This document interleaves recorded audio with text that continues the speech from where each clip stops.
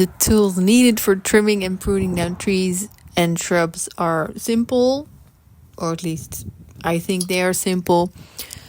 I'm using a ladder to stand up on to reach some of the higher branches, since tiny person, big trees. A set of pruning shears, a saw, and a lapper. And lastly, a product I use for the bigger cuts to use as a band-aid to seal off the wound that is made by the cutting and pruning. This is the first tree that needs pruning. It's an Acer Negundo Flamingo. Not that it looks bad, but it's just too big for its own good. It needs to focus on root growth so that we do not need to support it, since it toppled over it toppled over a little during a summer storm last year, I believe. And we also need to be mindful of keeping a good airflow during the summer in case we have another summer storm.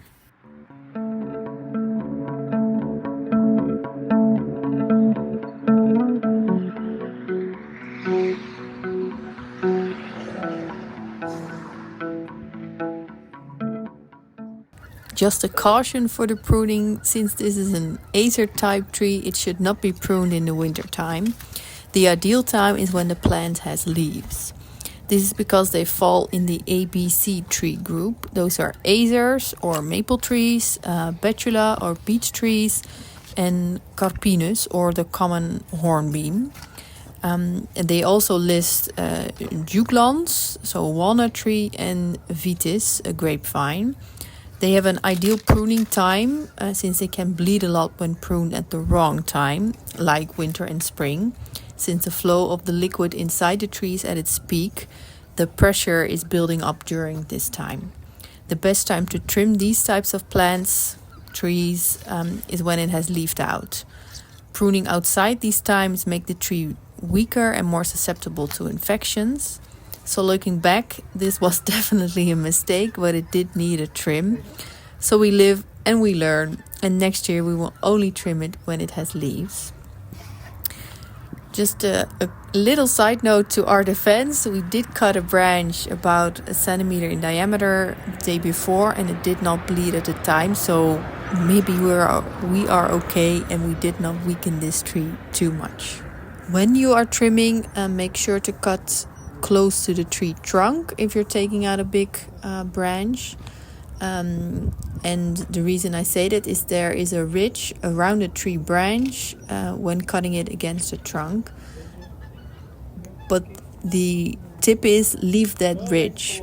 That ridge helps to close off the wound, and it just makes the healing process that much faster.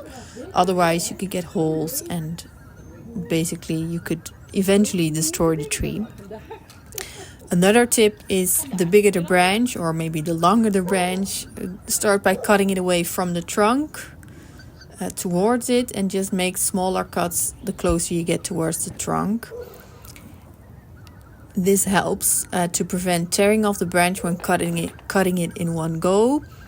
We were lucky that did not happen in our case, but looking back at this footage, maybe not the best idea we've had, other than the fact that we should not even have pruned it during this time. But other than just cutting out branches, we just basically lightened the load of this canopy and trimmed it back by, I would say, about half. And also during the cutting, making sure the proportions looked good during trimming, and otherwise we would cut something a little bit further back. So you could always make a smaller cut and then a bigger cut, but you cannot glue something back on.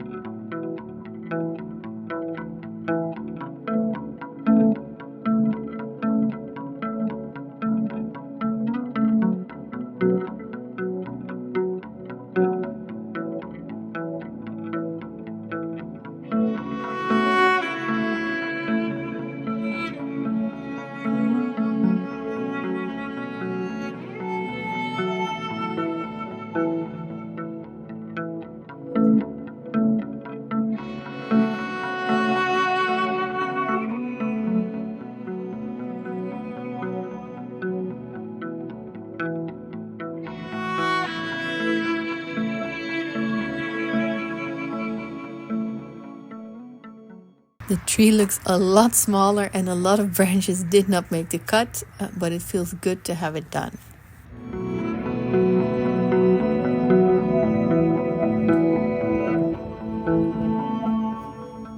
Next up was trimming the Cornus alba miracle, a dogwood. We have two of these red stemmed varieties. We also have a green stemmed one, a Cornus sericea flaviramea, and another one that has yellow red stems, which is a Cornus sanguinea midwinter fire.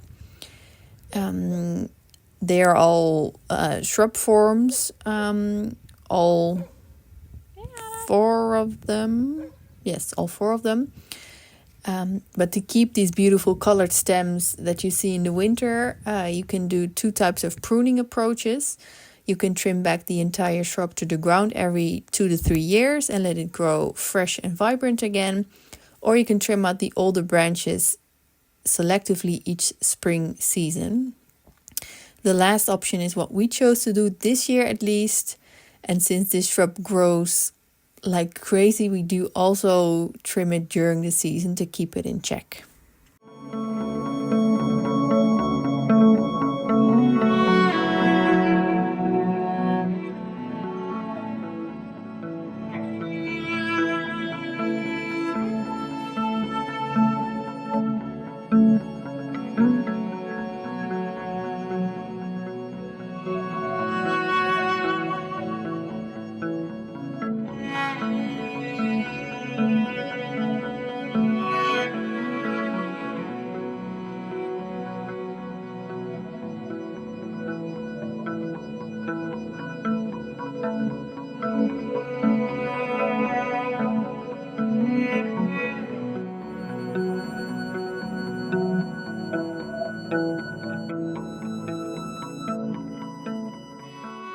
So we made it look nice and fresh, but we cut out the branches that were not the reddest looking and turning woody at the base. Also, as a little side note, this is an easy type of shrub to multiply just by putting the trimmings you take into soil and see which one take roots. We have done that and like 50% are still alive.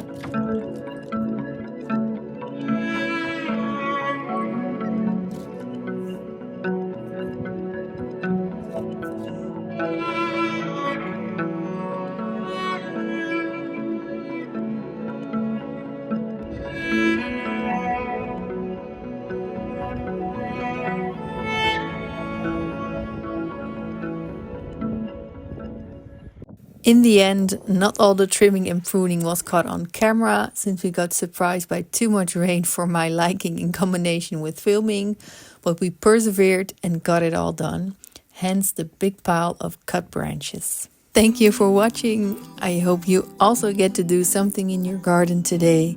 Bye everyone. Dag allemaal.